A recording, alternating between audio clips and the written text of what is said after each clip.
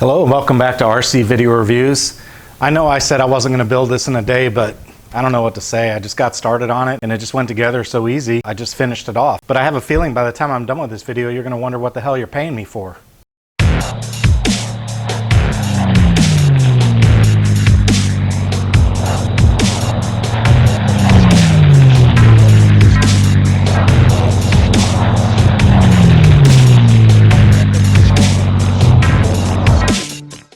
Right, so when I did the first look, I was really impressed with the quality of this plane. The fit and finish out of the box was spectacularly good. The covering was excellent. The pinstriping, the multicolor pattern on the wing, everything about the first look indicated that this was going to be a very nice quality plane. And the build process simply reaffirmed that.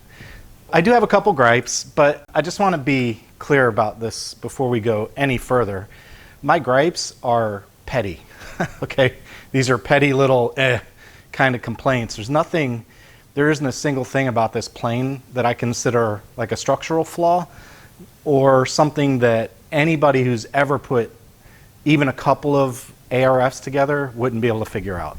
Let's go ahead and get started. And the 800-pound gorilla in the room for me were the instructions. So the instructions, the biggest problem with the instructions is that they assume, and rightly so, that if you're building this plane, you probably have some experience, because honestly, you're not going to be flying this type of plane if you don't have some experience flying. It's just the wrong choice. So I think they're making that assumption because, for example, when they tell you to connect the ball linkages, they say, do it like it's in the picture. And when you look at the picture, even with my glasses on, I couldn't make out what they were trying to say. So I just had to use my best judgment. I used a lot of washers. So the big knock on the instructions is that they really need better photographs, a little bit more close up with maybe some higher resolution so you can get a real good look at what it is they're trying to say to do. But again, if you have any experience building, it's not that hard to figure it out. All right, so this plane is designed to fly precision aerobatics, and as such, the designers opted for a very short control rod. So you don't have a control rod or a push rod that runs all the way through the fuselage up to the front that's subject to binding and movement. And by keeping them short, you enable control movements on these control surfaces to be very precise without worrying about things like flex. So that's why they use a short control rod. The downside to that is instead of having a guide tube for the push rod that you just slide this push rod through all the way to the front, now you got to fish a wire. So that's the gripe. You have to fish a wire, but so what? You know, I'd rather fish a wire and have very positive control than to have sloppy controls on a plane that's meant for precision aerobatics. Make sense? You get no help fishing the wire. What I did is I got a piece of push rod that I had, a leftover long piece of push rod that I had. I bent a little hook in it and I just used that. I pushed it through the servo opening, ran it up to the fuselage, connected my wire to it, and just fished it through it. Okay, since I have the tail close to the camera, I want to talk a little bit about the elevator control horn. First off, I really like the composite control horns because they're measured perfectly and the slots in the surfaces are perfect, which means all you've got to do is glue them in and connect them. On the elevator horn, if you push it all the way through, it'll poke a hole in the covering. So I just took a Dremel and trimmed it down a little bit. No mention of that in the instructions, but that's one of those things. You have to pay attention to that. And that's where, again, I think they count on you having some experience as a builder. And that's why they don't call stuff like that out in the book. At least I didn't see it in the book. Okay, another thing they don't spend too much time explaining clearly in the instructions is the orientation of the servo arms and the horns and the control rods and how everything screws together. What I look for when I set these up like this is I look for the rod to be as parallel to the fuselage as I can make it when everything's neutral. Okay, so that's how I did it. And here's just a picture of mine. I have the ball link on the top of the rudder and I have the control arm for the servo aiming down toward the bottom of the fuselage. And then on the elevator side, when everything is neutral, I have the horn on the elevator servo aiming up and the ball link on the outside of the horn. And by doing that, everything's nice and parallel when it's neutral. Same thing on the tail wheel. They don't say much about it. They show you a picture, and I think they might just say, screw it on. The bottom line is you put the carbon fiber strut on the fuselage, you put the metal tang on the rudder, and you put the wire for the wheel directly over the pivot point of the rudder, of the hinge line. That's it. So again, not a lot of talk about how to do it, but that's how you do it. Okay, one other weird little thing about this kit is they gave these spare motor pieces. A couple of them look like cross mounts or they call them radial mounts for the back of the motor. And there were a couple of other wood pieces that I didn't see anything in the instructions about them, and I couldn't find anywhere on the plane that they belong.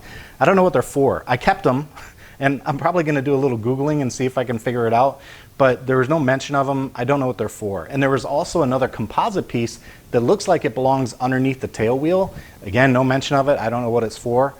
This tail wheel works just fine. It feels very secure to me, and I don't see any reason to fool with it. So I'm really not sure what that composite piece was for that looks like it belongs under this flange piece right here on the tail. I just don't know.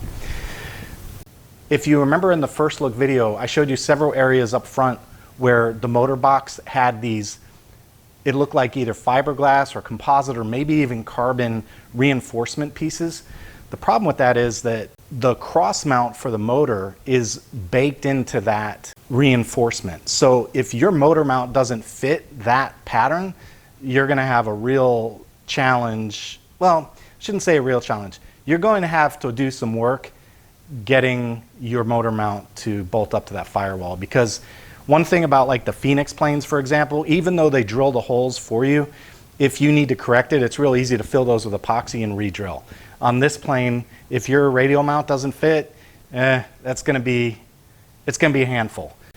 Fortunately for me, my radial mount fit just fine, so that tells me they're using standard dimensions on brushless motor radial mounts or cross mounts. So I had no problem at all. Mine bolted right in.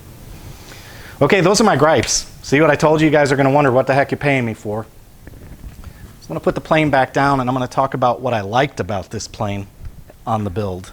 Okay, so here's what I loved about the plane during this build process. The first thing and the most obvious thing that should be true to anybody is the fit and finish on this plane is top shelf. And I'm going to say something that I don't give this away. I'm a review channel. My job is to find flaws and tell you what the flaws are and to tell you what's good about it. You know, that's the job of a review channel.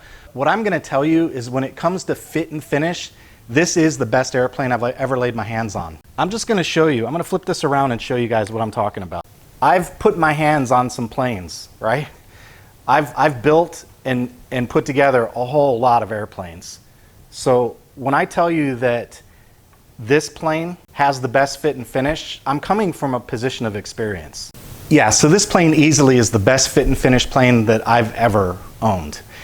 And let me just give you a couple of areas where I want to point out where I'm deriving that point of view. The first one is the landing gear. When I first saw the landing gear, I thought, that's really cool the way they do that, because you take your landing gear and you slide it in the side and you find a couple blind nuts down there and you screw it in. I've built so many planes that I can tell you flat out that when it comes to blind nut orientation in a place that's impossible to get to, half the time it's wrong and you risk cross-threading, there's a misalignment problem, you have to re-drill, repack the blind nut. Half the time it's just a mess. All four of the landing gear blind nuts went straight in, not a single misalignment problem. The one thing I'll say about the build though, when you do it, don't push. You gotta work the gear, line it up, get your screw in there, you'll feel it, and it's not a bad idea to run it in before you do the gear. So run the screw in before you're fiddling with the gear just to make sure everything's good. But when you put that screw in, you just feel for it with your wrench, and once you feel it bite the correct way and you spin it, that's it. It goes right down and you're done. Just don't push down, because if you push down and push that blind nut out of its seat, you are going to have a bad day on this plane. It's not going to be fun to fix that. But the point of the matter, and where I was going with all this, is that on this plane, all four of the blind nuts for the landing gear were perfect. Nothing blocking them, the holes weren't gummed up, the screws threaded right in, everything lined up exactly the way it's supposed to. And by the way, same thing on the firewall with the motor. Those screws straight in, everything. And if you've done any work with blind nuts, you know how easy it is to get those things just a little sideways, and when you do, it turns into a fuss, right? On this plane, they were all perfect. That's one area in fit and finish. Okay, let's talk about another area where fit and finish becomes real obvious, and that's where the wing meets the fuselage. I cannot tell you how many planes where this is a problem, and the reason it's a problem is because there's a lot happening here. You got complex curves, you've got a sloping side that the balsa has to be lined up to correctly to meet the angle of the fuselage. There's a curve on the airfoil on the top and sometimes on the bottom. Sometimes they're flat, sometimes they're symmetrical, sometimes they're asymmetrical. So there's a lot happening. So it's easy in that area for things to go wrong. Not on this plane. That thing, I don't think you could fit a piece of paper through the gap. I don't think you'd even get a piece of paper started. There is no gap. And to me, that's one of the areas where I'll look and say right away, you can talk about fit and finish. When you see something that's that good, I mean, that is airtight. That's excellent. It really is excellent. And by the way, same thing goes for the horizontal stabilizer in the back.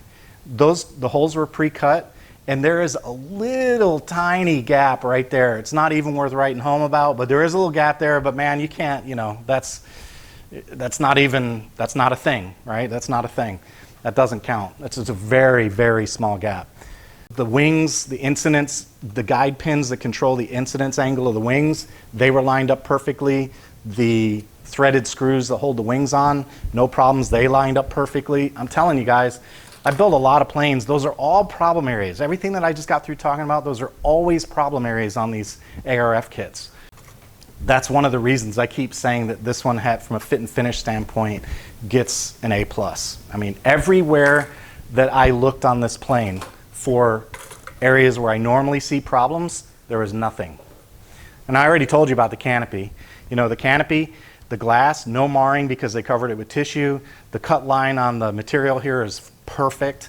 Same thing on this side. And it fits on the top with a very positive lock. And they even have plywood in the back. I'll probably reinforce that with some CA glue just because I don't want that to get elongated. But other than that, it's a perfect fitting canopy.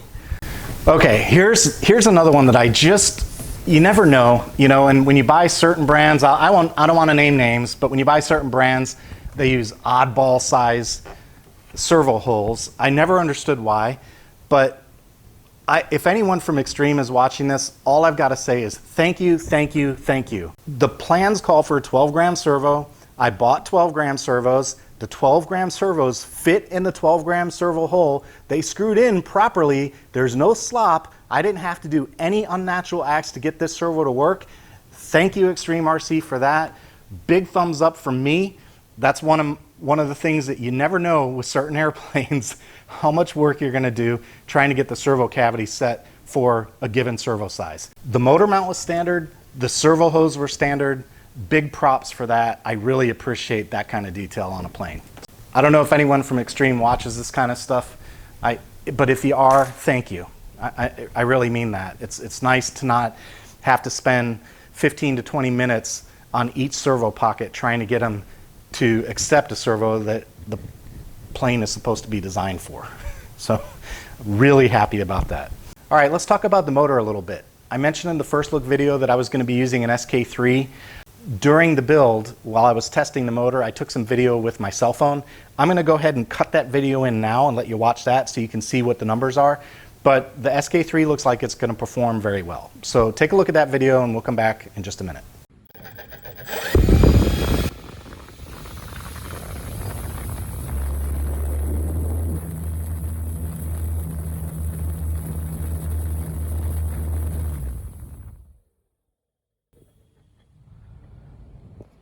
That is with the 3542-800 spinning an master air screw 11x6 prop. Just a quick test just to record it for the record.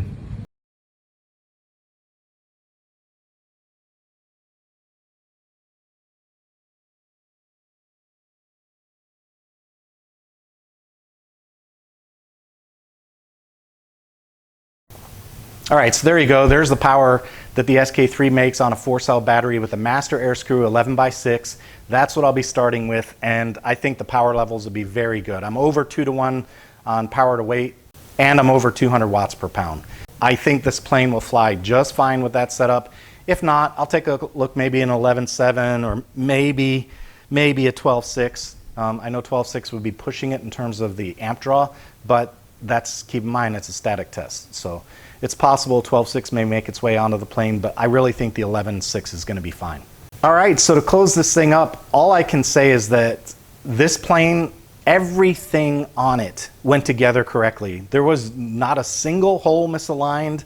There wasn't a single reason to break out a file or a sandpaper block to fix a control surface.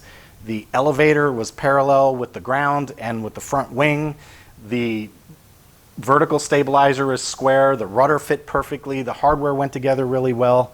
Everything on this plane just works. And I can tell you, I just want to be clear about something. I'm going to experiment with pattern flying, but as a review channel, I have to look at other things. I'm going to take a look at Extreme's other offerings because what I've seen in this model is very impressive. And if their other models are made with the same level of care, I definitely see opportunity to add more of their airplanes to my hangar. There is the build review on the Vanquish MKII. I will work on getting the Maiden video as soon as I can. Obviously, I'm still waiting for the spinner. That hasn't come yet. And I'm still waiting for my 2650s. I did get it to balance with a 2200, but that battery is all the way up front. So I put my CG marks at 4.75, which splits the difference. They call for 4.5 to 5 inches. I put mine at 4 3/4. I was able to get it to balance just by moving the 2200 4-cell all the way up front, no problem.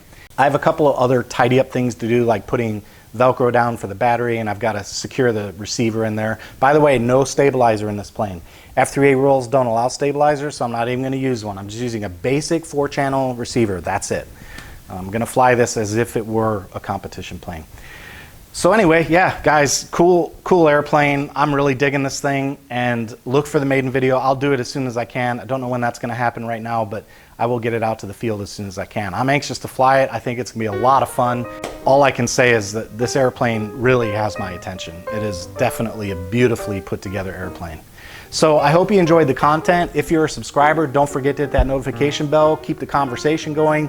Your comments are great. Thumbs up, thumbs down. I love the interaction with you guys. Everyone's been really good about that lately. If you're new to the channel, please consider subscribing.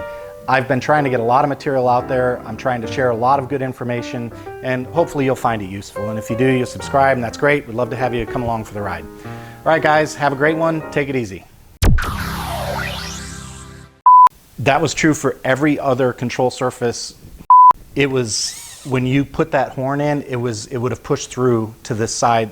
It would have, on the elevator horn, had you pushed, okay, so on the elevator, I have my servo, on my elevator, I have my servo, can't say servo. I mentioned in the first look video, bop, bop, bop, bop, bop, bop, bop. Hope they enjoy the motor video that I took the time to make.